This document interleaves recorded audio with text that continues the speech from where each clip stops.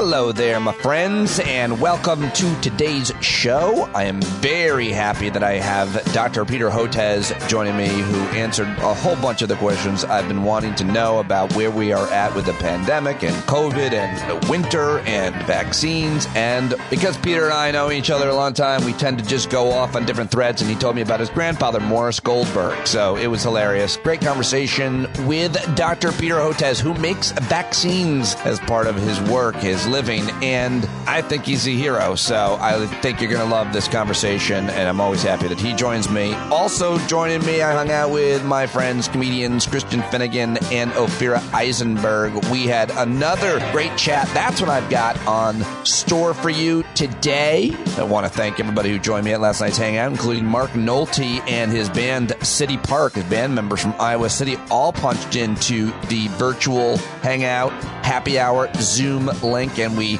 watched Peter Coyote respond and react to hearing the song that they wrote about for him. It was very cool, very special, and I love being able to do that. Over 50 people, I think, were there last night. We hung out. We were there over 2 hours, had a good time, really good time, as always. Got very gossipy about guests. We started talking about who people liked or didn't like joining the show, and just lightly critical, nothing personal, no attacks, but it was fun. It was interesting to hear from people, and I highly recommend you join us at one of those hangouts, as well as just, to be able to do that, subscribe to the show for just $5 or more. Thank you to those of you who pay more. Edit your pledge up.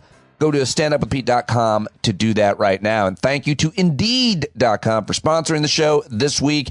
If you need to hire somebody, go to Indeed.com/standup. I'd really like to keep them as a sponsor, so please consider using them if you're thinking to hire somebody for your job, your firm, your company, or the hiring people. Give them that link, Indeed.com/standup. It's the last show of the week. I try to keep it tight here at the top, so let's get right to it. Christian and Ophira coming up. But first, a conversation I had with Dr. Peter Hotez here towards the end of September. The first day of fall is when we spoke, if you need to know. Of course, Peter is the dean for the National School of Tropical Medicine at the Baylor College of Medicine down there in Texas. He's also the author of several books, got a new book coming out, and he is a great public health source for so many, where he has appeared on television and other media outlets throughout the pandemic and before. On Twitter at Peter Hotez, everybody. Here he is, Professor Dr. Peter Hotez. Oh, and I just left the very first moments of our call when he punched into the link on because I thought it was funny, and then we are off. You sound and look great as always.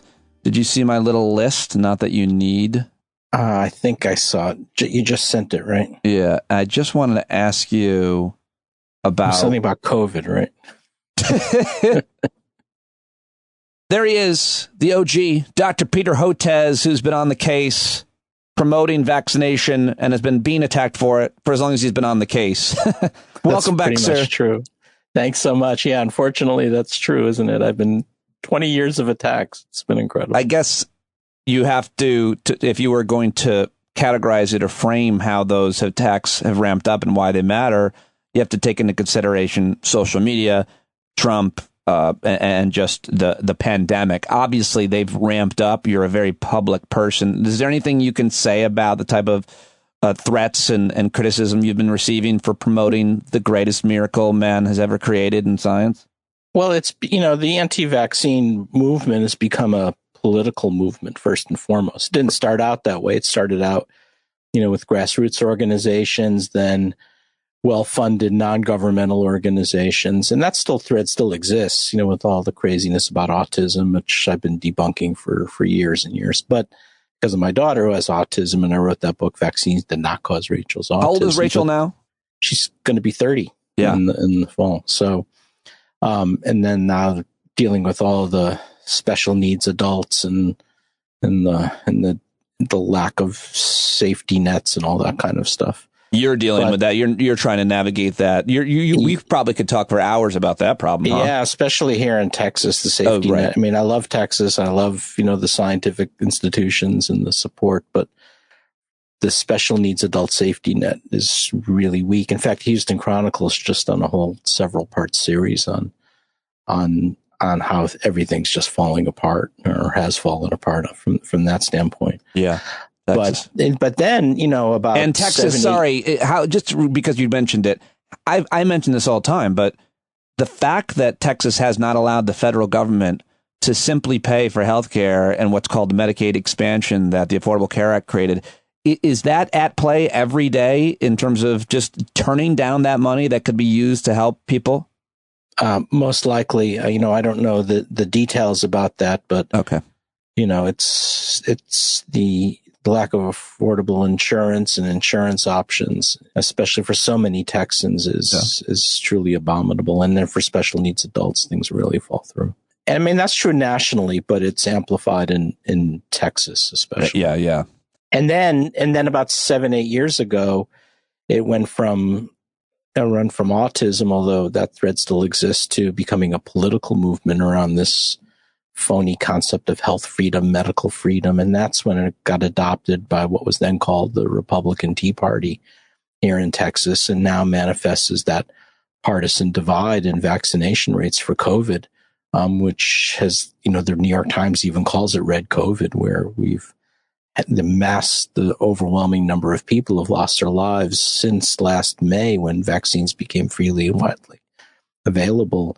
Is almost all in red states and red counties, and the redder the county, the greater the loss of life. And that's the hardest, Pete, for me to talk about, because, our training as physicians and scientists, as you're supposed to be politically neutral, right? You're supposed to be not talk about Republicans and Democrats or liberals or conservatives. We're supposed to be beyond that. But what do you do when it's so clearly along a partisan divide? I just haven't found a way to talk about it without talking about it. Not that I don't care if you've got conservative views or even extreme conservative views. That's your business. What I'm trying to figure out a way is to uncouple the anti-science and anti-vaccine activism out of it, to say it doesn't belong. It's not helpful for you. It's causing too much loss of life.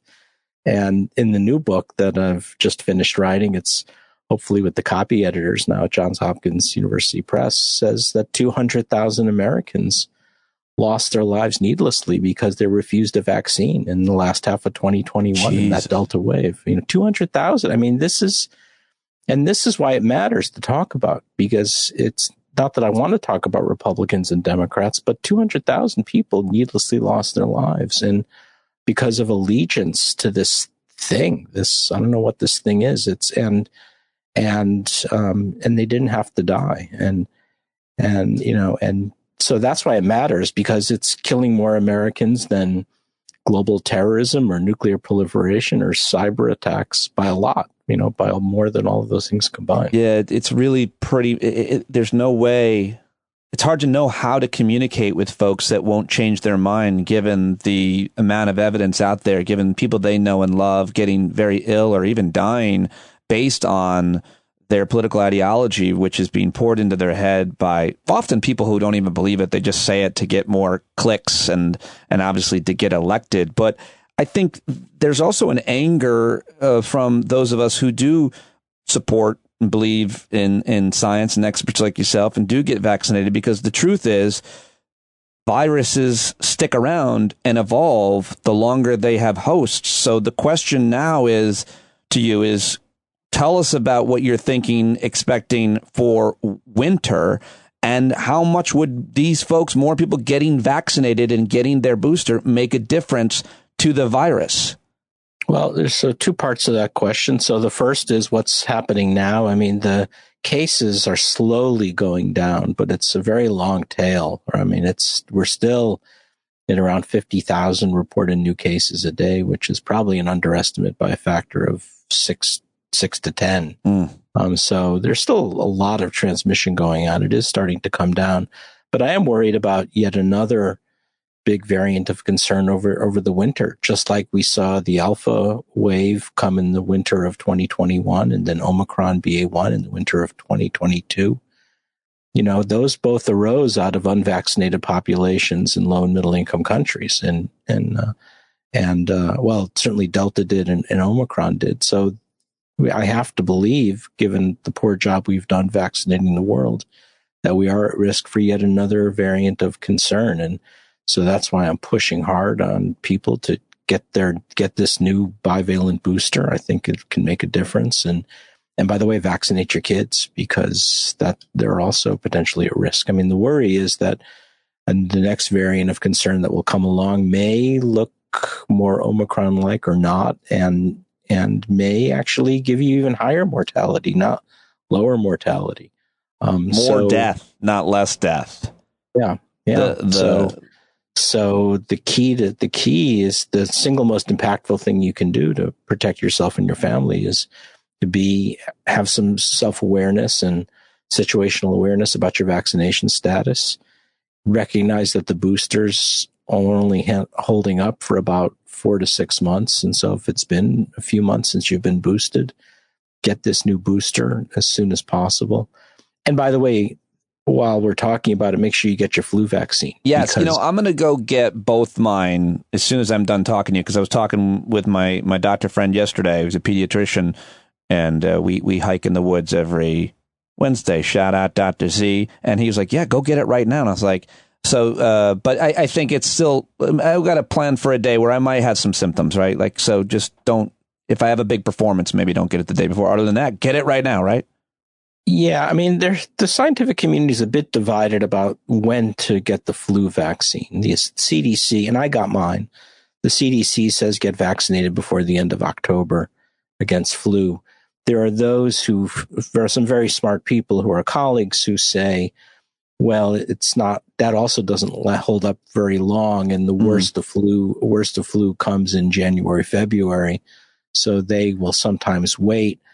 But because I'm traveling a lot and therefore at risk for getting flu, I don't want to get flu now, and it's still possible. So I went ahead and got it. Just, I mentioned kind of the frustration of those who won't get vaccinated here in our country, but I think you make the better point in terms of the science and how the virus evolves, that we're really specifically need to be concerned about those countries, nations that are underserved by the vaccine, including, I mean, you've created one that you've put in many of these nations that have gotten into the arms of people in these nations. So what's the status of vaccination rates with those countries?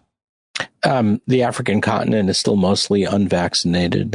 Many parts of South and Southeast Asia. I mean, our vaccine that we developed, technology that we developed, Texas Children's, has now been was scaled up in India, where it's gone into more than 75 million adolescent arms. So that's really gratifying, exciting. Now it's been approved as an adult booster. And now a second version has been going to be released soon in Indonesia. And that's going to be, I think, the first halal COVID vaccine, because in our vaccine, it's a vegan technology, no animal cells or human cells. So that's kind of cool, that making the first halal vaccine. Yeah, for sure. I mean, I wish we didn't have all these pre-requirements, but that's not a wish that's ever going to be granted. We live in the real world. You can create this vaccine. Let's go. I mean, people should be able to eat the way they want to eat, and obviously take the vaccine, and morally opposed to animal stuff. Fine. You can make that vaccine. Fine. Okay. So what about, let me just go back to kids being vaccinated. So we're not doing a good job here in this country with 5 and under. Is that the new? We're doing a bad job with boost. Well, first of all, doing a terrible job with boosters. Only 30% of Americans got their first booster. Get your booster. Second, fewer have gotten their second booster. I don't know who's going to take this new bivalent booster. I'll take it, but that'll be really important. But we still have to get the word out about that. Then only about a third of parents have vaccinated their 5 to 11-year-olds. So that's terrible. I mean, a little better where you are, Pete, in New York. It's probably closer to 50%, but down here in the South, especially if you go into Louisiana, Mississippi, we're looking at like 15% of the kids are getting vaccinated, and then the under 5, forget it, nobody's vaccinated or under 5. So we offset those rates by our polio here in New York. So I want to ask you about that. Talking to Dr. Z, he says a lot of parents are coming in and they don't want to vaccinate their kids for polio. And I'm not just talking about the Orthodox religious folks who live in my community. We're talking about non-religious people. We're talking about just it being a big concern. Polio, Peter. I mean, did you ever think you'd see that? It's so profoundly disappointing. What's happening is the rise in all the anti-vaccine aggression, anti-vaccine activism during the time of COVID these groups and the political alignment, they're empowered. They've got PAC money, political action committee money. Yeah. It's not like now that COVID if it starts to dissipate, it's not like they're going to just say, okay, let's fold the tent and go home, right? They're going to they're scouting around for the next big thing. And the next big thing is they're going to go after all childhood vaccinations. Gross. And so that's gross. And that's exactly what's happening. And again, it's happening along a partisan divide, according to a new survey conducted by YouGov. And I have an article that just came out in Nature Reviews Immunology that says that this is now the U.S. anti-vaccine movement is being exported to low and middle income countries in Africa, where they're walking around with Fauci memes and quoting Tucker Carlson and all this other nonsense. And I think it's going to affect global vaccination rates. So that's the other big shoe that's going to drop. I'm worried about over the last 20 years, we've had a lot of gains because of the Gavi Alliance and WHO and UNICEF. And I worry all of that is slowly eroding now because of this form of extremism, which is what it is. What resources, what efforts, what initiatives should we all get involved with to combat misinformation and disinformation and anti-vaccine movement? I mean, you talked about what's happening, how it's spreading. I mean, I think it's continued to spread since you and I met and since I read your first book. It's continued, as you just mentioned. So what resources and initiatives and efforts should we all be making, funding, supporting, and do they work? Well, there are some good national vaccine advocacy groups out there, like Vaccinate Your Family and several. And we have one here in Texas called the Immunization Partnership, and we do a lot of vaccine advocacy. The problem is those organizations work on the premise that they're going to provide accurate and timely information about vaccines, which they do. But that's not what's working, right? It's because what do you do when people are not vaccinating for reasons of allegiance to this thing, out of belonging to this, belonging to whatever it is that's amplified nightly on Fox News and right. put out by the CPAC conference. And so my premise is the health sector doesn't really know what to do, because this is really it's morphed into a political movement. So, Vivek Murthy is a Surgeon General, I think is an excellent Surgeon General, and I'm personally very fond of him, has put out an advisory about the social media companies and, going after Facebook or whatever they're called now, Meta and Twitter, and trying to get them to switch up their computer algorithms. And I think that's working, but it doesn't go after who's generating the content. And that's where we sort of fall apart, because all of our institutions around vaccines and vaccinations and public health are by definition supposed to be politically neutral. And what do you do when all of this is coming from one side? It's coming from a sharp partisan divide. And I think that kind of paralyzes us a little bit. We don't really know what to do. Yeah, it's a media driven more than anything else, Peter. I mean, I don't know if you're a sharp watcher of media and contributor to media. Thank goodness that you make appearances from the biggest shows in the world to folks like me to get the word out. But you make a lot more get more clicks and more views when you have any kind of controversy. I think that's pretty much obvious, but it's always media driven. It's not that the politicians, the Republican politicians, go out and start screaming about this stuff. It starts with these conspiracy theorists or Joe Rogan or whoever else who, of course, used to appear on his show. He stopped having you because you probably weren't who knows? You weren't what he believes, yeah. But it's. I mean, there is a component from the politician. You've heard it at the CPAC conference, right? Oh, I'm not saying first they're going to vaccinate you, then they're going to take away your guns and your Bibles. Sure, but ridiculous as that sounds to us, there's a quarter. It starts with clicks in media, and then the politicians get on board. But then it gets amplified every night on Fox News, and he goes and Carlson and Ingram, they go after when they get tired of beating up on Tony Fauci. Yeah. I'm sort of Tony Fauci light. They start beating up on me and call me a charlatan and all this kind of stuff, even though saying I have no business talking about COVID when we just developed a COVID vaccine for the world. Insane. But then you're right. It's the podcasters, and it's this really interesting group that some people call the contrarian intellectuals or pseudo intellectuals. Yeah, I know what you're saying. I mean, smart, educated people. Yeah. Coming out of the far right think tanks, many are professors at major medical schools and just coming out with such trash. And the problem with that is that gives it all academic cover and legitimacy. And so then that's the really tough one to go up against, because then what they do is they use this kind of twisted reverse psychology on you. They say, hey, what's Hotez talking about here? He's being very dogmatic. That's not how science works. We're just asking questions, right? Right. So who's being the scientist here? Do you engage? They really know how to mess with your head. I mean, I don't know. Yeah, for sure. I don't know if you want to name them. I think I know some of who you're talking about. But do you engage them? Do you debate them? Does that help? I don't think it helps, because they clearly are doing it for reasons that go beyond the science. I mean, they're clearly, who knows what their motivation is, but clearly they get a lot of support from these groups, and they're made to feel relevant, and people want to feel relevant. So this is a way to do it. So I think just, hitting them with, the facts and to quote debating them, that's not really how science is done. You don't debate science like you do 18th century Enlightenment philosophy, right? I mean, it's not like debating Kant and Rousseau, and that's not how it works. You publish papers and they get reviewed, and then you publish another paper. And you can, if and then I could say to them, look, tell me what your concerns are, write them down,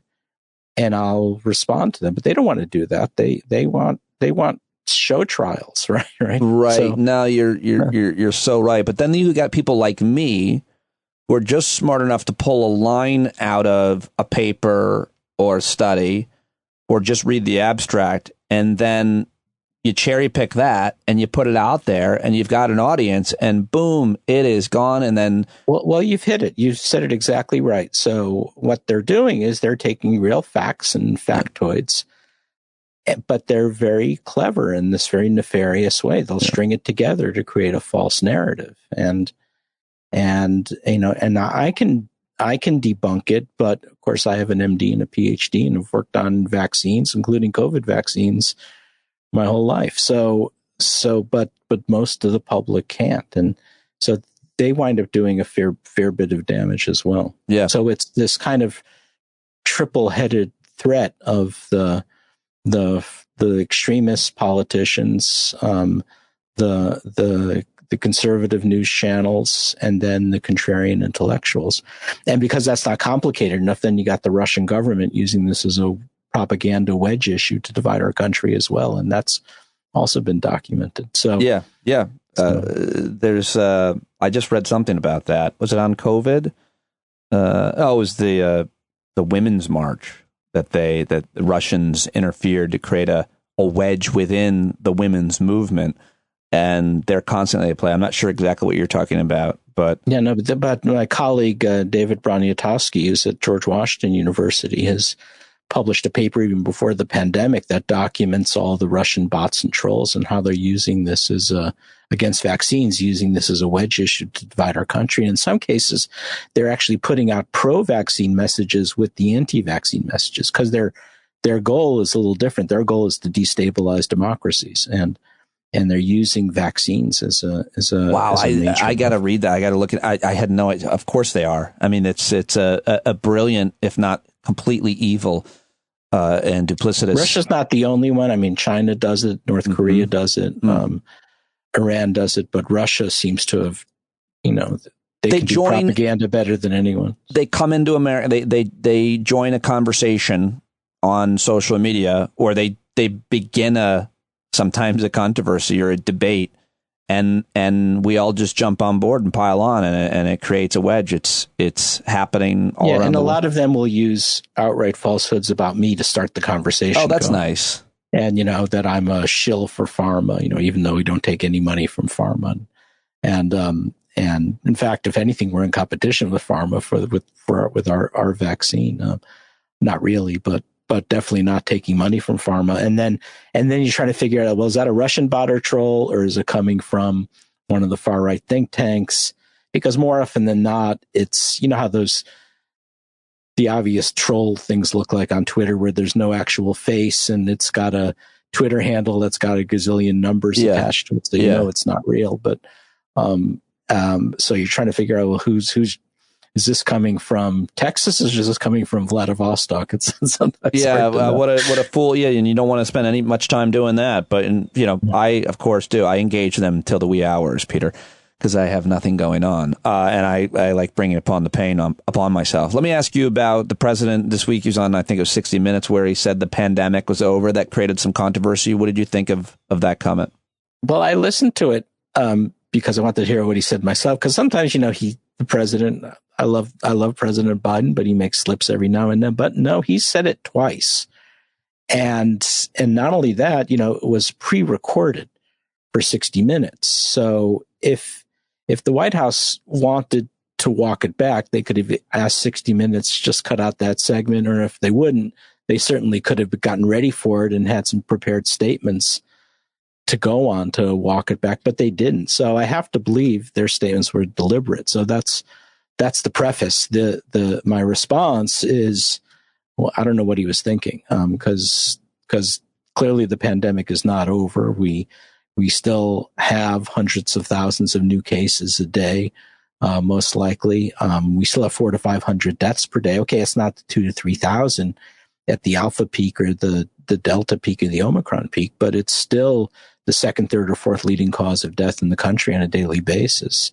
And it doesn't make any sense from a policy perspective, because, we're trying to get the Americans to accept this new bivalent booster. What the heck's the point of saying the pandemic's over if you're trying to do that? Right. And we're trying to get parents to vaccinate their kids. And by the way, we're trying to ask Congress for an appropriation. So, I think it was in Politico, I got quoted that, it didn't make sense from the science, didn't make sense from a scientific perspective, a public health perspective, and a policy perspective. I said, when I was a kid growing up, my grandfather, Morris Goldberg, used to like to bet on the horses. So he used to drive up to Green Mountain Racetrack. I don't know if it's still there. And he taught me about the horses, and he taught me about this concept called the trifecta. And so I said, the president just hit the trifecta. It didn't make sense from either scientific medicine or public health or policy. I want to hear more about Grandpa Goldberg. He was a cool guy. He used to chain smoke Philip Morris cigarettes, lived till his 90s. Really? Yeah. Was he smoking all the way up till then? He grew up on the streets of Paris. His parents were an actor and actress in the Yiddish theater, and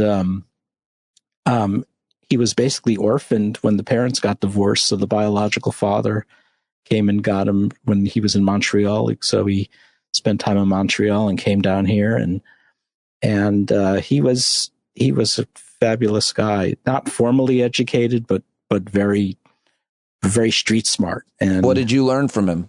Other than betting on horses, I learned, that you have to stand up for yourself, and sometimes being a bit of a tough guy is not so bad if you really, really believe in it. I didn't adopt the smoking Philip Morris cigarettes though, and actually he got stopped. My favorite story was his name was Morris Goldberg, but we don't know his real name. I think it was Moisha, but then it was in French. It was Maurice. Then it switched to Morris. And was when he was entertaining some of his distant relatives from France and got stopped for speeding in Las Vegas when he was in his 80s. And he used to love to tell the story. State trooper pulled him over and for speeding. And so Morris says to him, "Go easy on me, will you? I'm a veteran," which sounds plausible, right? And of course the state trooper let him go, but it was bullshit. He's not a veteran. He was that kind of guy. Morse Goldberg. Goldberg. Yeah, he's a legend. He's a legend. Yeah. The Green Mountain racetrack is permanently closed, but apparently it's like still there, and people go and explore. You're looking it up. I have to go and look. They go. There's a YouTube exploring the abandoned Green Mountain racetrack. Wow. So and they used to introduce me to his buddies. They were all sort of Damon Runyon-esque characters, all smoking Philip Morris cigarettes and hanging out. And what did he do for work? What was his career? He managed, I grew up in Hartford, Connecticut, so he managed a parking lot in Hartford, Connecticut, and a cash business. And how he really made his money, don't ask, don't tell. I know a couple guys who own and manage parking garages. Shout out to Bill Boyle.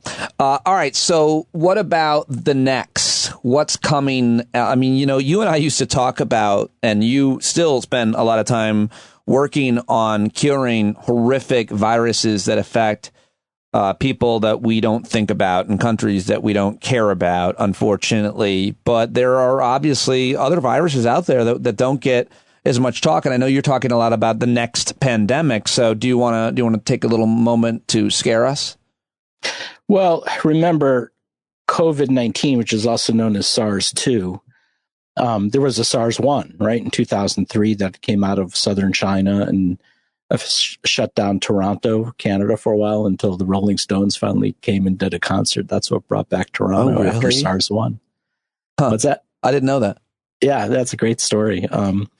And then you had MERS, Middle Eastern Respiratory Syndrome, in 2012. So COVID's the third major coronavirus epidemic / pandemic. So and that's why when people talk about, the lab leak and the phony baloney COVID origins, I say, look, I mean, this is our third one. It's, you can't keep saying everyone's a lab leak, right, or manufacturer. So guess what? We're going to have a fourth one.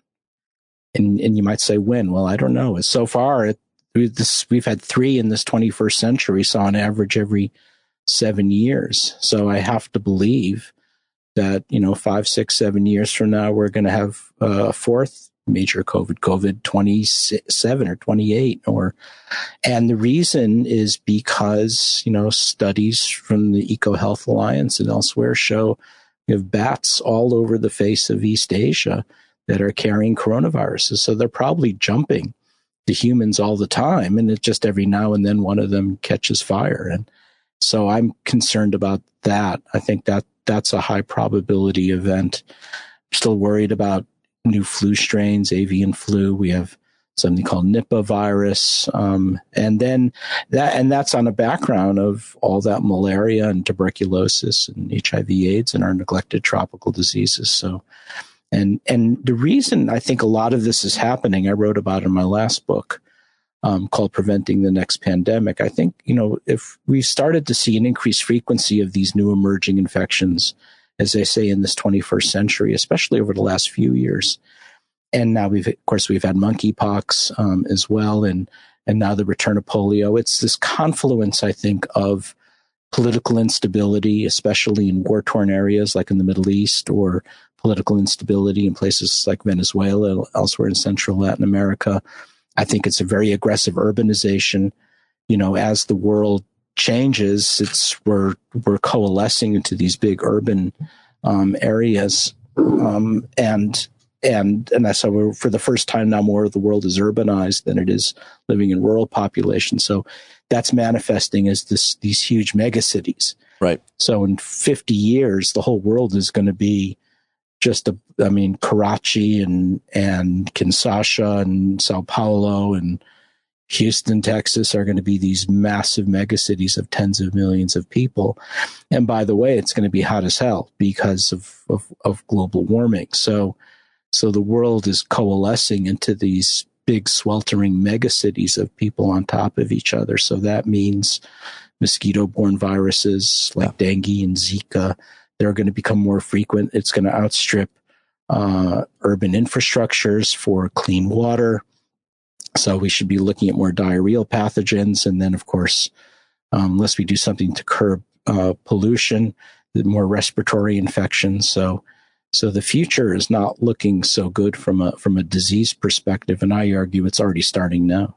And then, of course, and deforestation, because, with those big megacities, we're coming into contact with new animal reservoirs all the time that we never were before. And so that's the other big piece of this. Well, you say from a perspective of, if you actually look from the perspective of disease, which it doesn't sound like you are, it looks like you're looking at it from a human perspective. But if you look at it from the disease perspective, the future looks really good if you're a virus. If you're a pathogen, yeah. If you're a pathogen.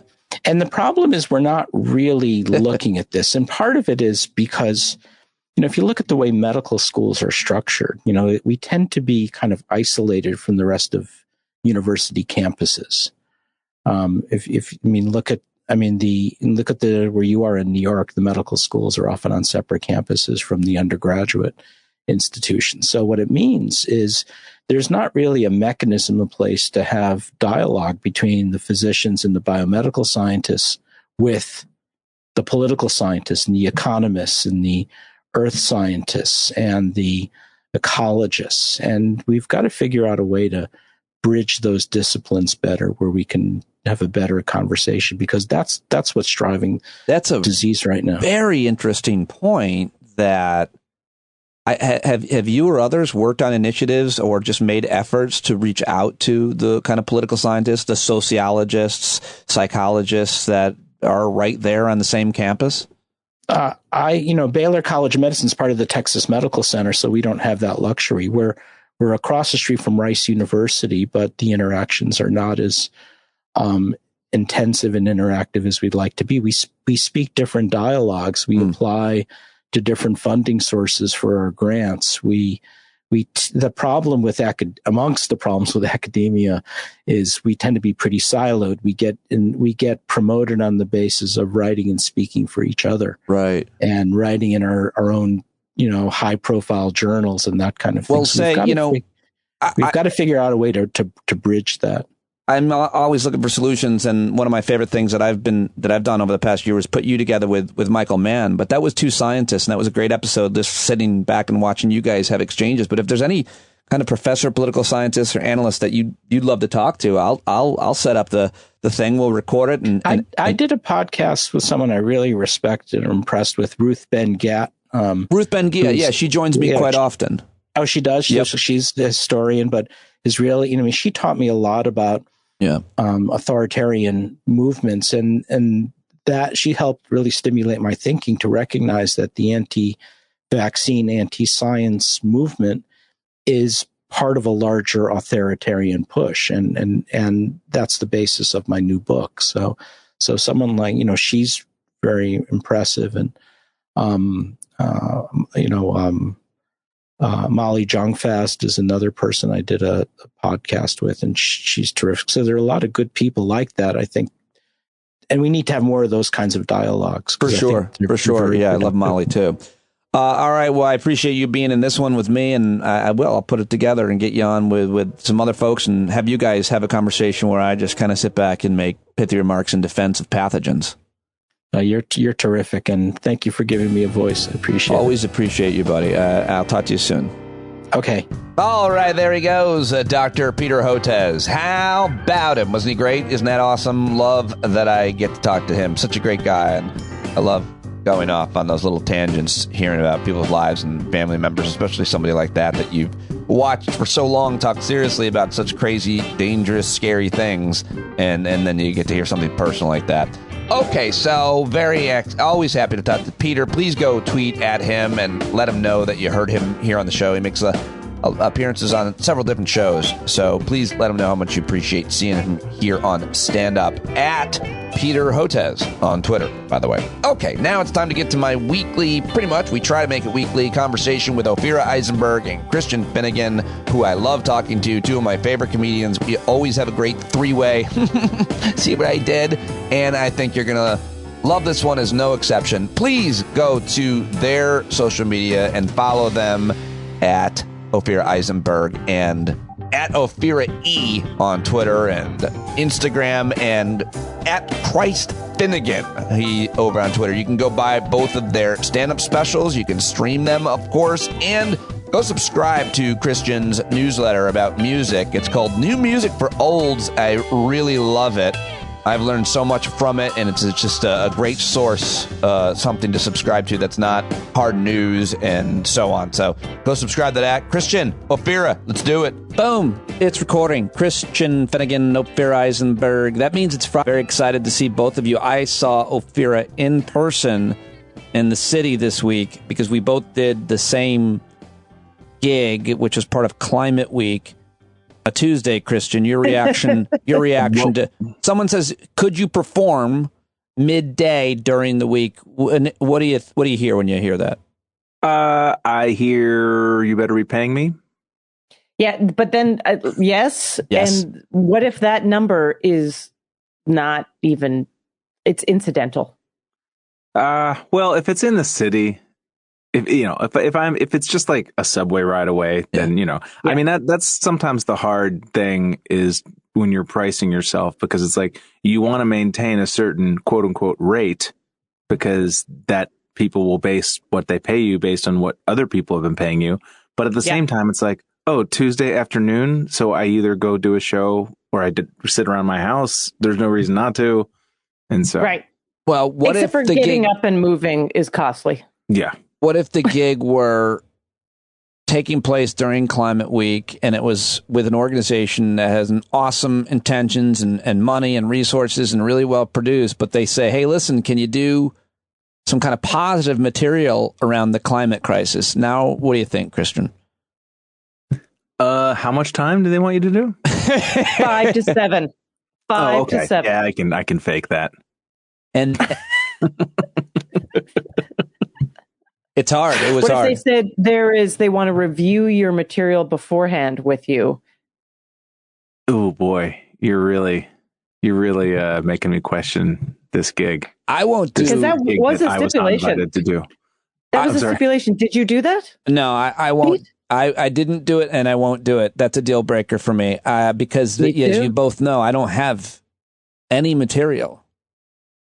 Right. I mean, what are you going to go over on the phone? Like, and then I ask them where they're from. Well, you know me. Let's pretend they say Cleveland. Be fair. Be fair to me. My bread and butter is the actual space we're all in. Yes, that is true. Thank you. That is true. Thank you for the credit. But it was so explain the space, and I'll tell you my jokes. Is there any sort of weird backdrop or strange seating scenario? Well, is there anyone in the audience with a hat? This room was wrapped in bulletin board material, which for me is I love it. I could stick anything up there with the tack. That is very exciting to me. You mean like corkboard? Yeah, corkboard. Sorry, yeah. Which is endangered, right? Is cork not? I did think of that, and I was like, not the place to say it. But is cork? Cork is cork comes from elephant tusks. Not sustainable. Yeah, and the carpets were all baby seal fur. That seemed so soft. Soft. I was surprised by the baby seal fur carpets myself. But it is Climate Week in New York, and it's also UNGA. The UN General Assembly is taking place in your city. Do either of you notice any difference? And it's also, as we're speaking, the first day of autumn. But do you notice that there's the ongoings and the goings on in terms of all the diplomats from all over, and of course Climate Week? Do you take part, Christian, in any of that? Well, being a Queens resident, driving in to do sets at night, it always adds a bit of a travel clusterfuck. Why? I mean, after a certain, because all these roads are blocked off, like even late at night, a lot of roads are blocked off and access to the tunnels, because the UN is, for people who don't know, it's in the 50s all the way on the east side of Manhattan. And so if you're coming into Manhattan from Queens, there's some hubbub. Oh, it's fine. Ridiculous. But yeah, it's ridiculous. It's annoying. What? After like 9 o'clock, it gets better, but it's pretty annoying. You go to any of the diplomat parties? I mean, not the sanctioned ones, just the late night key parties. Right. Me and the Belarusian ambassador. I don't know. Oh yeah, I do. Right, you go to the free fringe version. Yeah, this is for the losers who weren't accepted to the actual UN. It's a free UN. It's at a diner in Queens. So what about, do we have any thoughts about this time of year? Does it affect you? Do you feel good? Do you feel bad? I love autumn. I grew up in upstate New York. I like this time of year a lot for a lot of different reasons. But this is the best month of weather in the entire year. Agreed. September 15th, October 15th. I love it. Yeah, love it. The greatest. I also feel like, I don't know, just, it's like things are easier. It's the first fall not last fall, not the fall before, that I've enjoyed fall because we gave up on COVID. So it's like living again. Yeah, it's been really, obviously Biden got in all that hot water on 60 Minutes because he declared that the pandemic was over. And a lot of people who a lot of people I agree with on most things were really losing their minds over it. A lot of the COVID people that we've trusted over the past 2 or 3 years, it's, 500 people a day are dying, and all of that's true. And none of it changes the fact that people have decided it's over, whether Biden says so or not. I mean, Biden, the tail is fully wagging the dog at this point. Yeah, so late news. Yeah. Biden. And I'm sorry to break it to the only thing I got frustrated, I probably have said this before, but sometimes the people who have been the most we're still in a pandemic, everybody needs to be masking still. A lot of those people tend to be the people who are least affected by the shutdowns, a lot of bloggers and whatnot. And I'm just telling you, as a person who actually has to exist in the world where people interact face to face, the world has decided that it's done. I'm not passing a moral judgment on that, but I'm just saying that it's like you are officially arguing with rain at this point.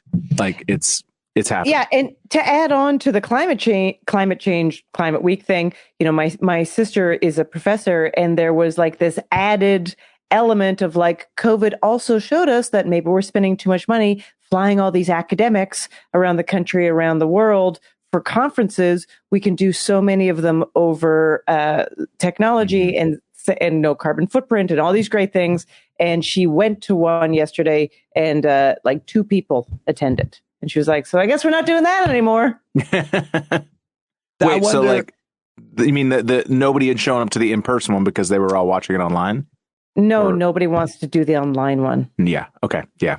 Yeah. Nobody wants to do the online one anymore. They want people like it or not, actually want to hang out. People. Yeah. Well, it's like those Zoom comedy shows that were such a novelty for the first 5 months of COVID. It's like, it was all like methadone at the time, but no one's coming to your Zoom comedy show anymore. It's just not. That is being kind to methadone. I attended one. I paid for a ticket to a virtual Zoom comedy show that was headlined by Christian Finnegan.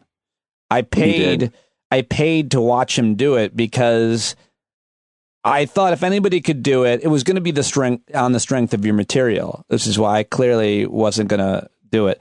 I said, if anybody's going to be able to figure out how to make this work, it'll be Christian. He's one of the first people I knew that was agreed to doing it.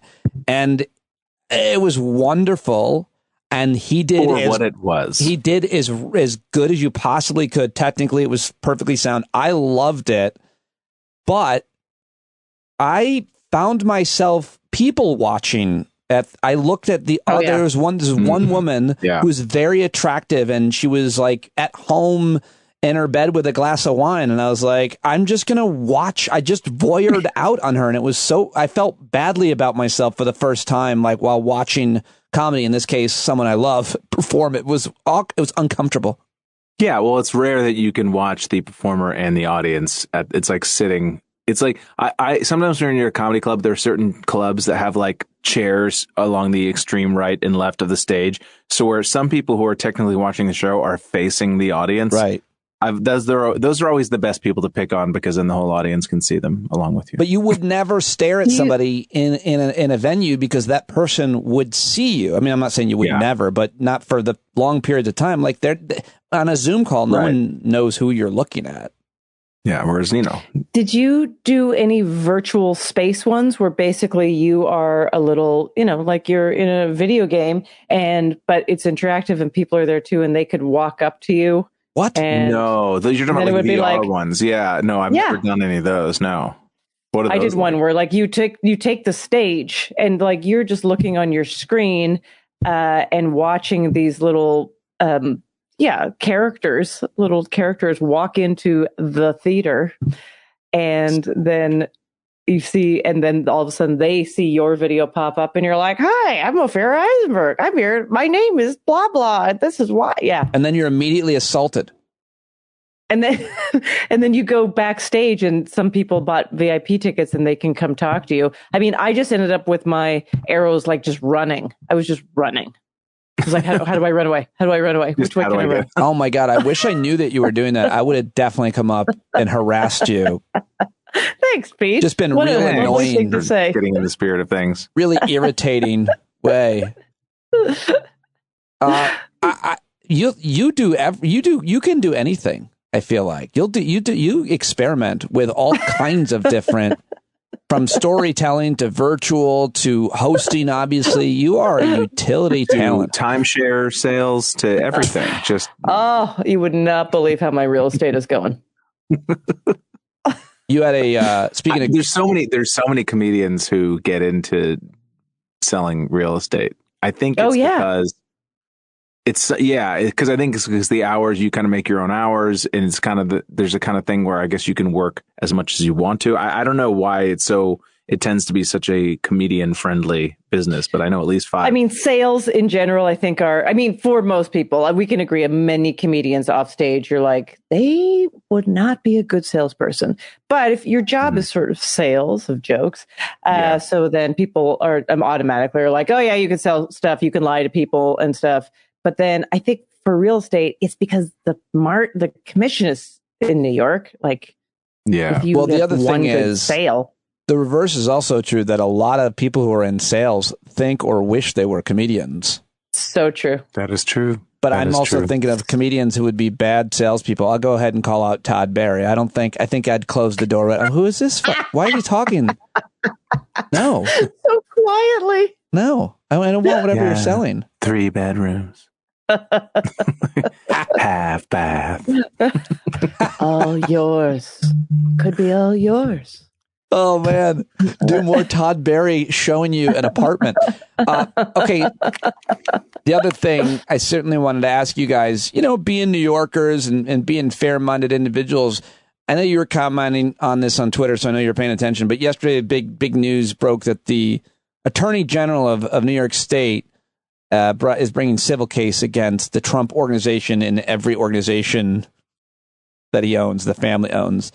And first of all, there is a sweetness. I know we're white folks, but I think we can talk about how the fact that a bunch of black women, Attorney General of Georgia and of New York, and there's another one who's bringing suit, are taking him down, and it's very, I don't know if you want to comment on it, but the symbolism of that to me is sweetly satisfying. But it is. I don't know. I try to not have feelings about it when I can. I try to eliminate those feelings because these are elected representatives. Yeah. It shouldn't matter. Right. Law is the law, and it's nice to see the law being aggressively pursued, regardless of who the actual DA is or whatever.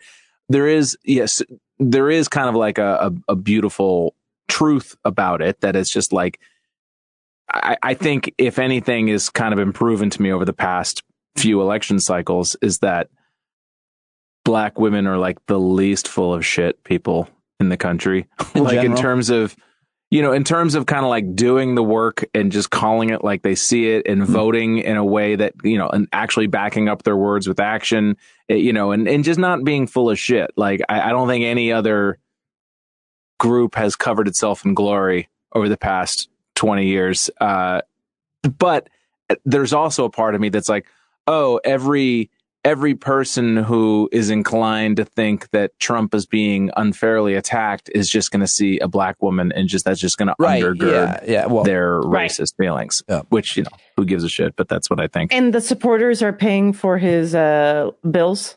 Yes. What bills? Most likely. Well, it's all a grift I think that's for lovely. him.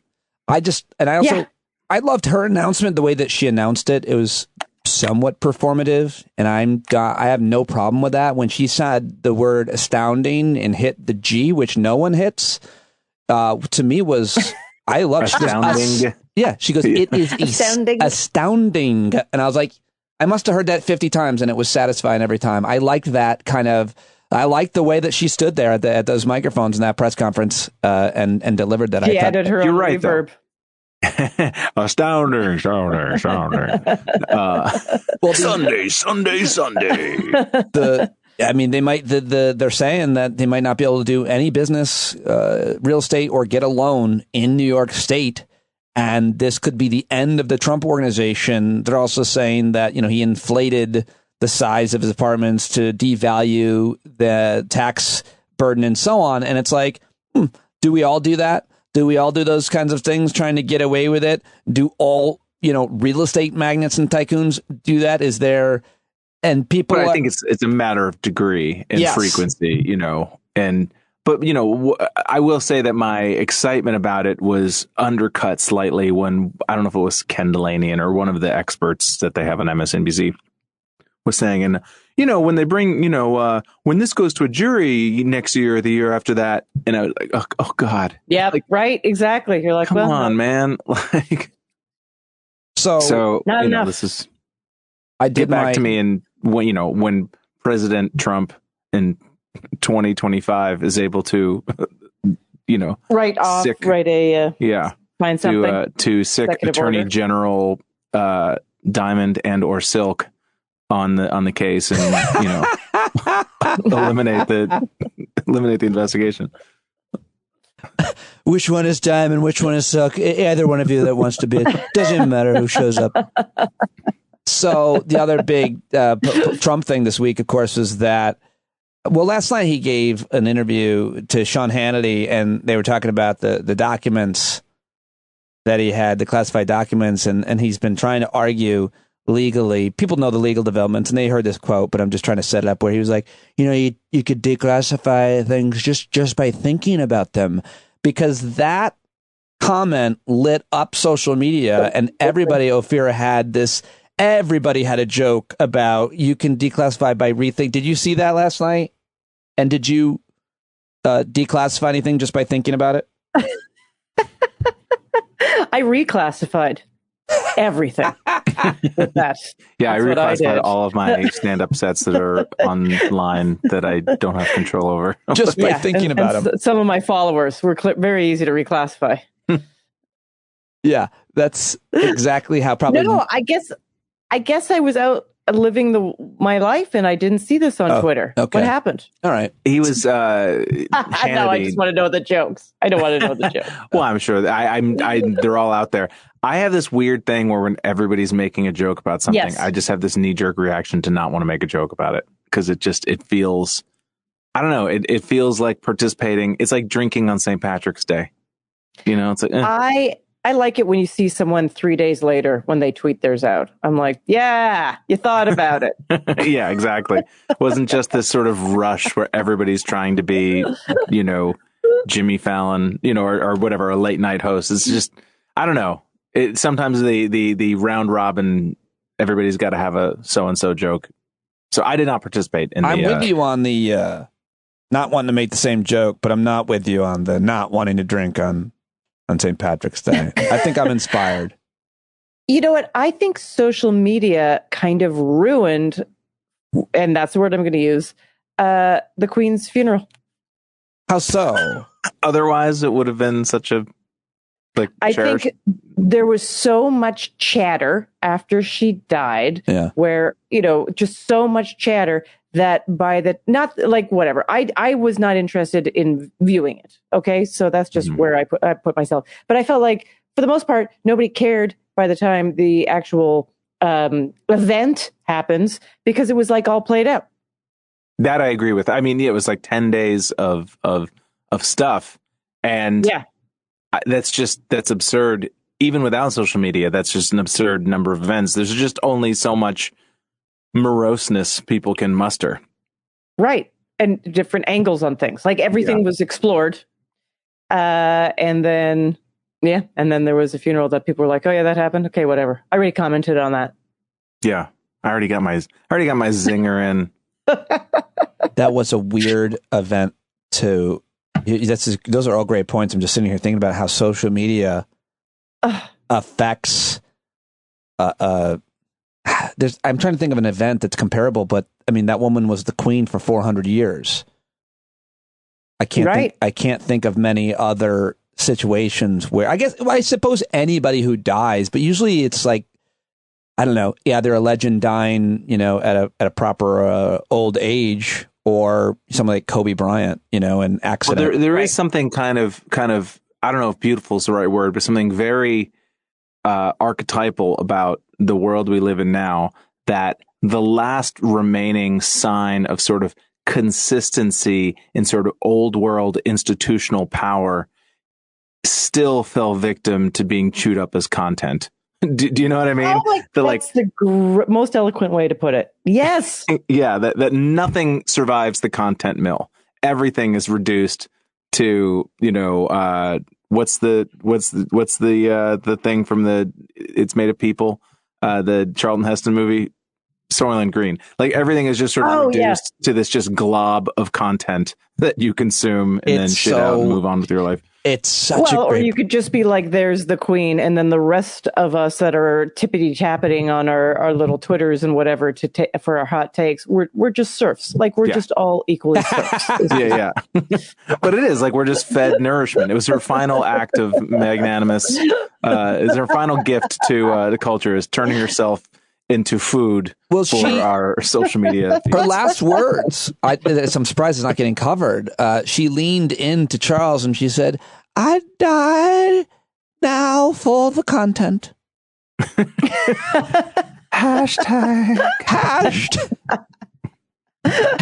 I'm dead.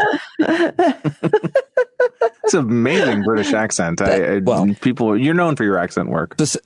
Accent work. I have that on my SAG-AFTRA resume. Accent work. Stick shift. I had so many lies on my special skills section. It was just all lies. I got caught in two.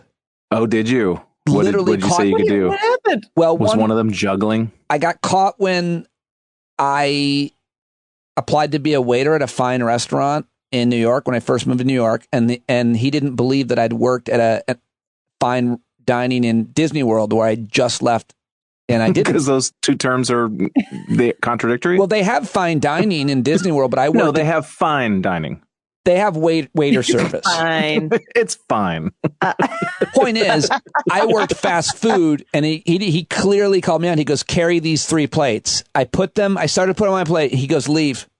That was it. Hilarious. And then I auditioned to be in the Six Flags stunt show playing Batman.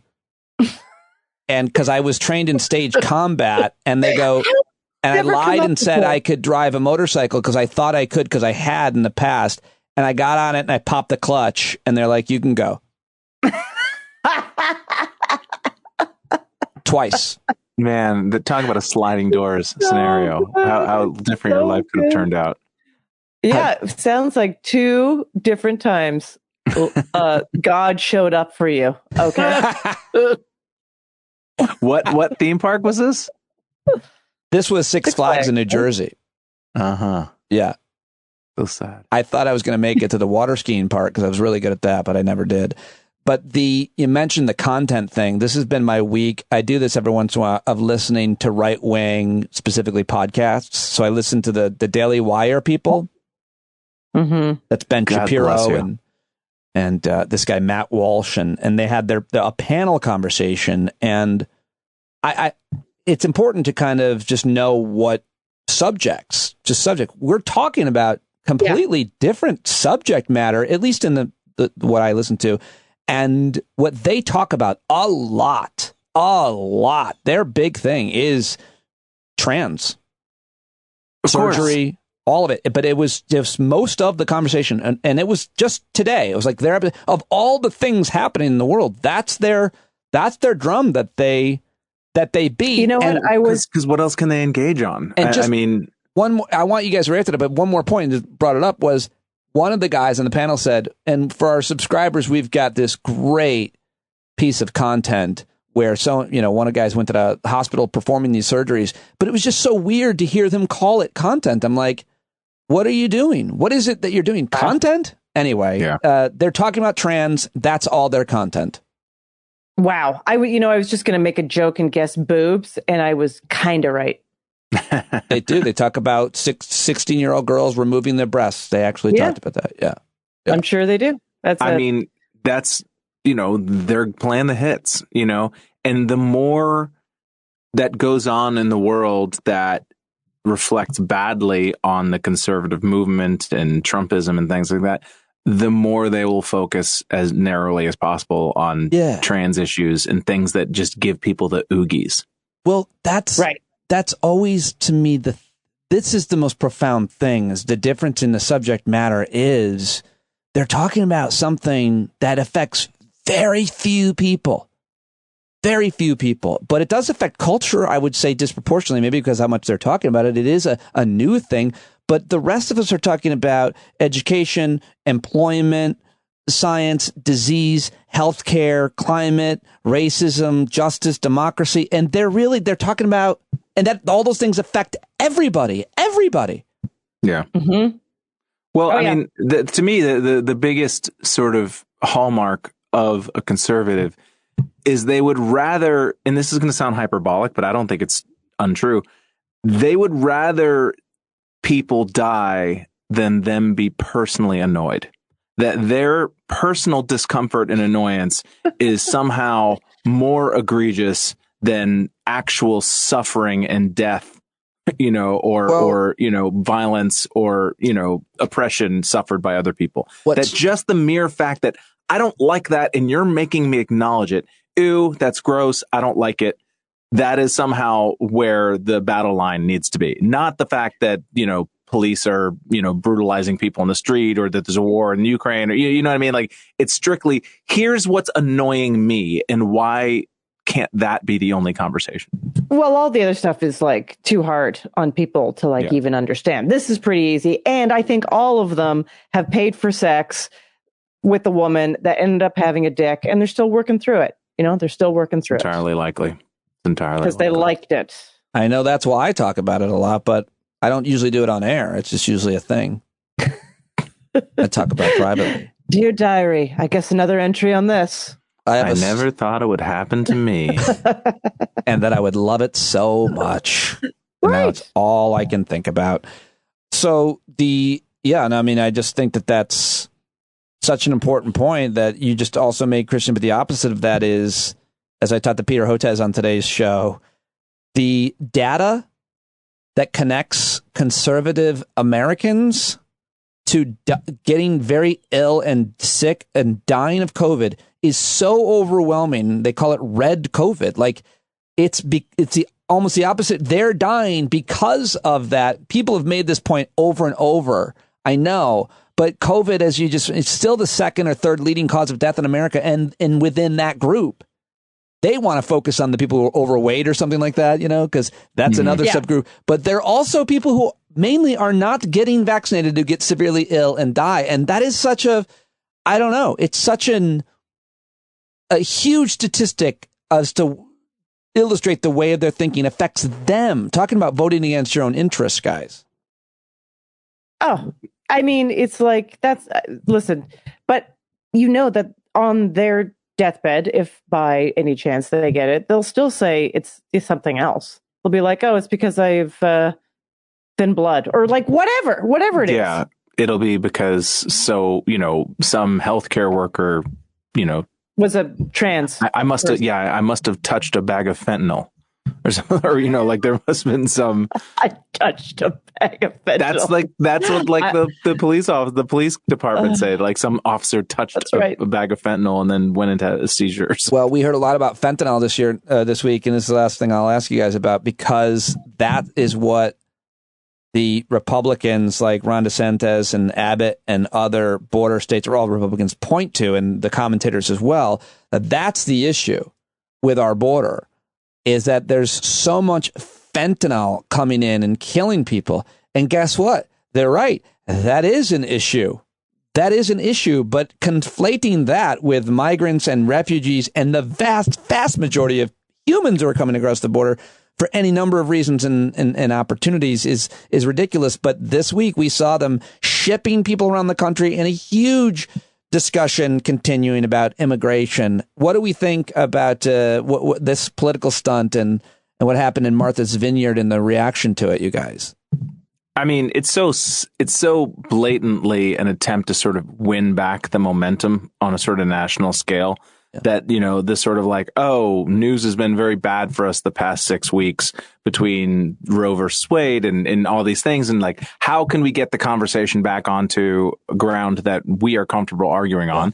And to a large degree, it's worked, because whether you're arguing for what DeSantis did or against it, all the average non-news saturated person hears is immigration, immigration, immigration. And the more that's the conversation, there's only 24 hours in a day. And the more the conversation can be about immigration, which just automatically starts to feed into even, sort of middle of the road people's conservative discomfort, the less they're talking about Dobbs, the less they're talking about, anything, gas prices being down again. And so it's completely worked in a way. And it's so funny because and smarter people than me have made this observation that they sent all these people to Martha's Vineyard hoping that like the liberals were going to be horrified. And of course, it was a beautiful virtue signaling opportunity for a rich liberal to sort of let a migrant stay in their house for 36 hours, and so they didn't react the way Republicans thought they were going to. Welcome to our home. You can stay here for as long as you need. And then like 4 days later, like, get to the Cape.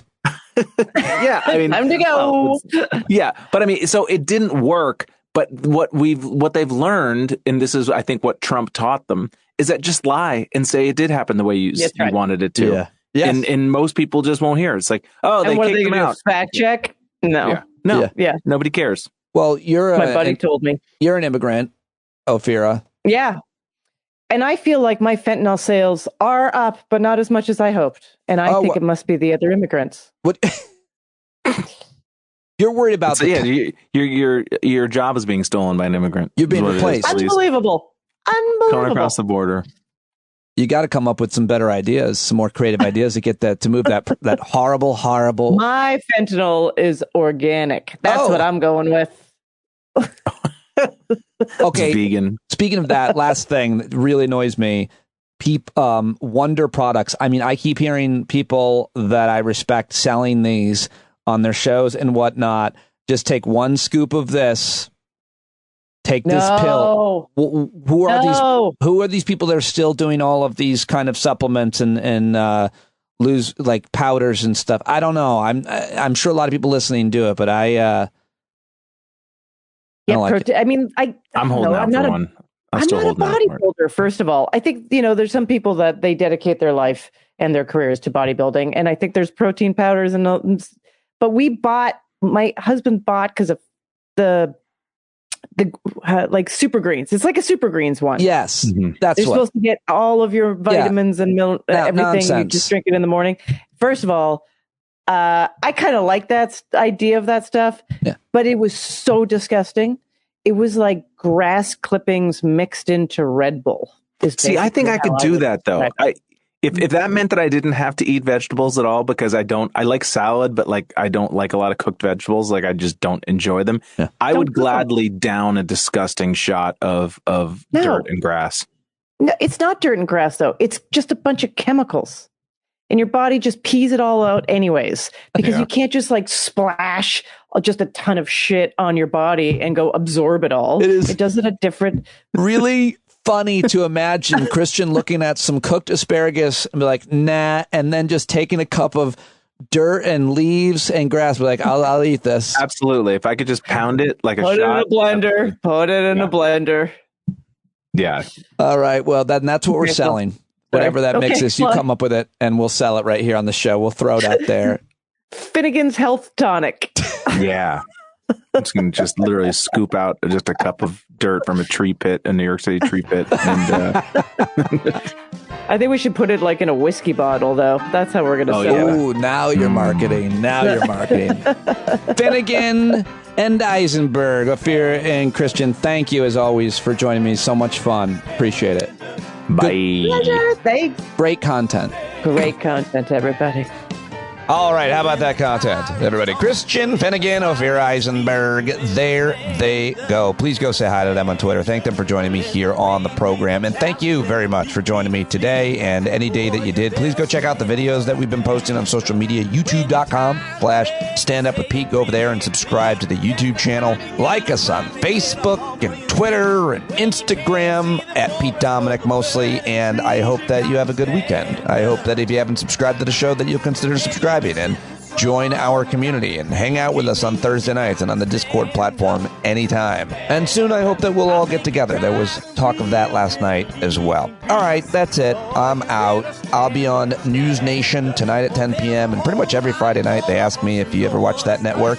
We go over just some of the silly stories that you probably missed from the news. It's a fun segment. A panel with two other great guests, Caitlin Becker and Paula Froelich, hosted by Ashley Banfield. So check that out. It's Friday nights at 10 o'clock, and that's all. I'm going to stop talking. John Carroll's going to take us out. Love you guys. Be the change you want to see in the world. Stay in the moment. Bye-bye.